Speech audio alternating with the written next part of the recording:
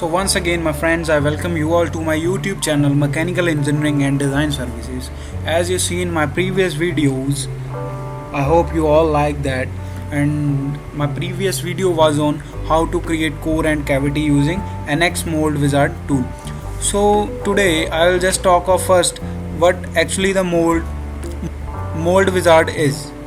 So Mold Wizard is a tool that is given to us in NX.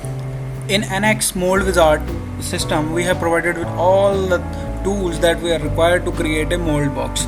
That is, there are standard libraries also available there.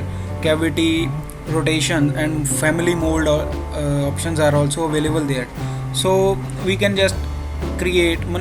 Means we have given there the shortcuts. We can go through the runner systems. We can go through the gate systems, and we can go through all the systems that are required for our mold box. So what actually the mold box is? Mold box is the complete manufacturing system that is used in various manufacturing processes like injection molding systems, and also where the molding is required we need a mold box. So mold box is basically considered as the tool that is giving us an output, means a desired shape by any mean of the system. So our work will not end after just creating this core and cavity systems that is numbered as 2 and 5 here. What we have created, that was just the core and cavity parts, means that are not enough to create a component. So we need this mold box, and we can say that need this system to create any of the component that we are desired. So basic components that are standard components that are given in the NX systems, and the naming conventions for that components are, that is, number 1 backplate, and then there is cavity system, and then means once we have considered the part names, all the parts are being considered by their reference. So first one is, as we have talked of cavity system, so there is cavity backplate number 3 and cavity retainer. Retaining means to sustain that part onto that surface, and then after core backplate, we have core, this is the core, and then core backplate, core retainers are also there. Ejector plates means ejector plates are the plates which holds the ejector pins. Here it is, number 8.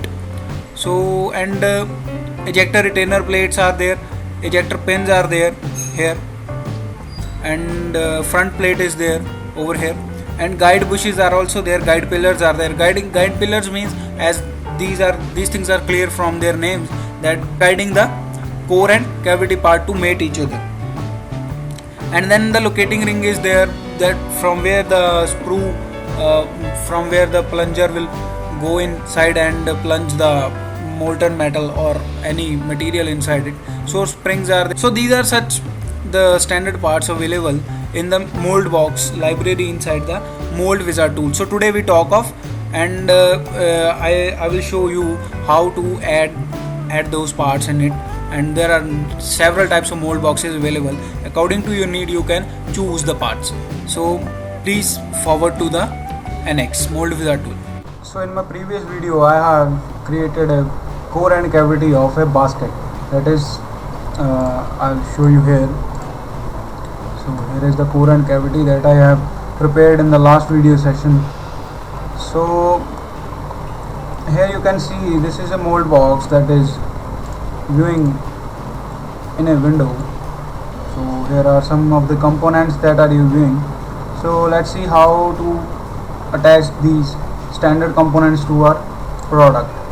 So first let it delete first. So I am deleting these components. Okay. So after that, go to Mold Wizard tool and select here mold based library. So here in mold based library you can see this information window and all the pop-up windows. So here are DME and Hasco references also available. 2A 2B mold boxes are available here in the library up to 3D, but here I am showing you a 2A base. So you can index size. Here it is the index size 350 by 3540. So here everything is given in this system. According to your component you can change it, and according to your standard sizes you can change these things. So here I am viewing this TCP, and TCP type means top plate type, AP type, BP type, CP type, VCP type, and here everything is given. Clamping type is also given here. So I'm just clicking OK here because this one is okay for my part.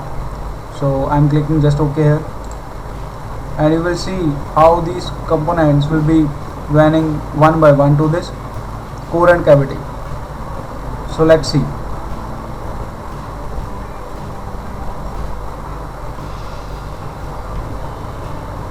It will take just few of time, and you can see here the components are joining one by one according to our system.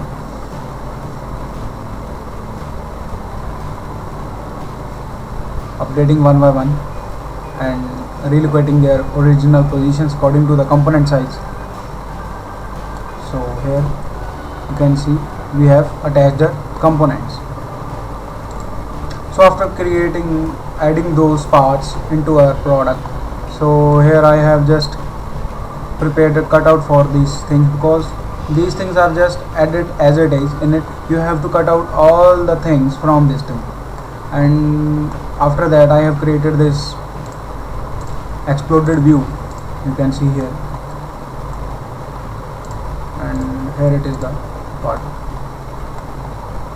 So by this method you can attach a standard mold based library rather than creating one by one in this assembly section. Here it is standard mold based library, and even you can from here reuse library, you can change anytime the components that are available here. And also you can go for standard part library. Here you can design ejector pins, and if you want to design on your own, there is design ejector pin module also available. And after that lots of things that are needed for a component to be completed you can see here. So means this is the basic fundamental how you can attach standard mold components to a product. Thank you.